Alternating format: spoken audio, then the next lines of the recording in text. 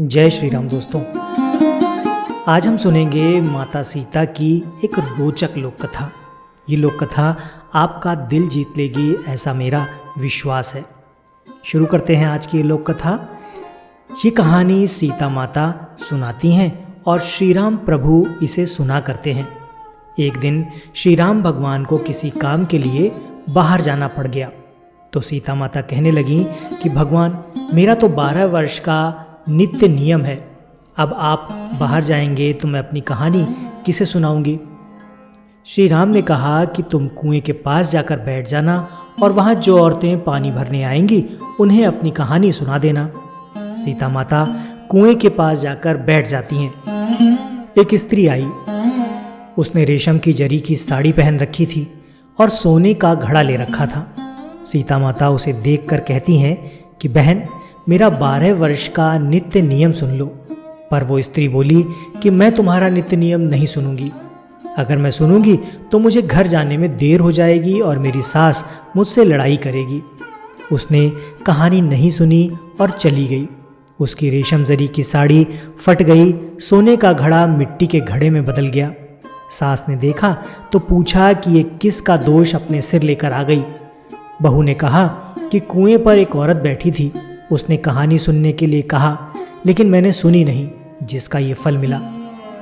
बहू की बात सुनकर अगले दिन वो साड़ी और घड़ा लेकर सास कुएं के पाल पर गई। सास को वहीं माता सीता बैठी हुई मिली।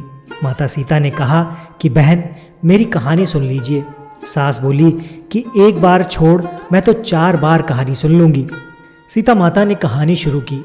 राम आए, लक्ष्मण आए, देश के पुजारी आए, नित्य नेम का नेम लाए, आओ राम बैठो राम, तपी रसोई जियो राम, माखन मिश्री खाओ राम, दूध बताशा पियो राम, सूत के पलका मोठो राम, शाल दुशाला पोठो राम, शाल दुशाला ओढ़ो राम, जब बोलूं जब राम ही राम, राम सवारे सबके काम, खाली घर भंडार भरेंगे, सबका बेड़ा पार करेंगे, जय श्री राम जय श्री राम, जय जय राम जय जय राम। सास बोली कि बहन, कहानी तो बहुत अच्छी लगी।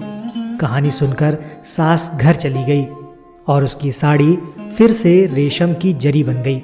मिट्टी का घड़ा फिर से सोने के घड़े में बदल गया।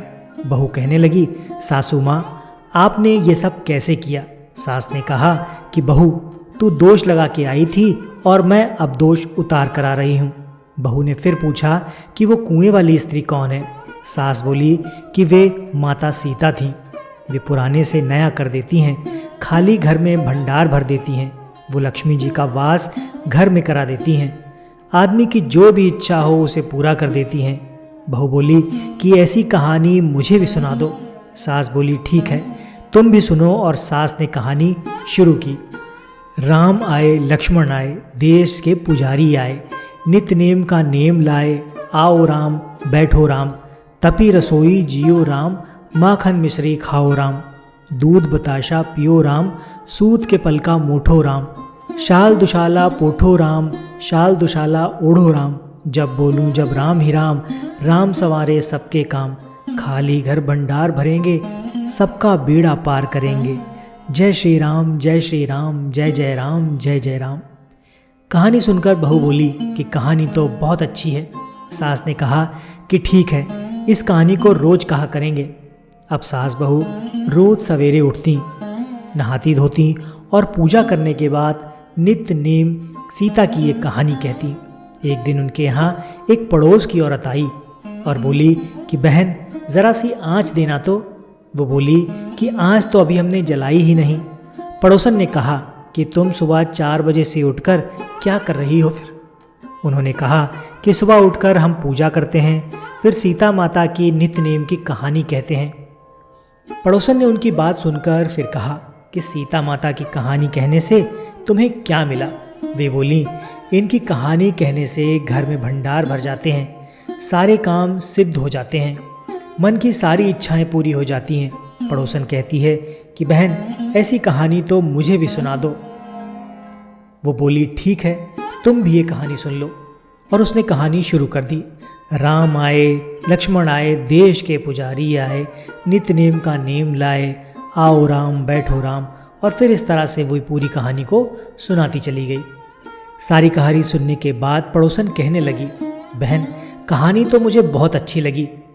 अब वो पड़ोसन भी नित्य नेम सीता माता की कहानी कहने लगी। कहानी कहने से सीता माता ने पड़ोसन के भी भंडार भर दिए। अब तो पूरे मोहल्ले में नित्य नेम की कथा चल पड़ी। हर किसी की मनोकामना पूरी होने लगी।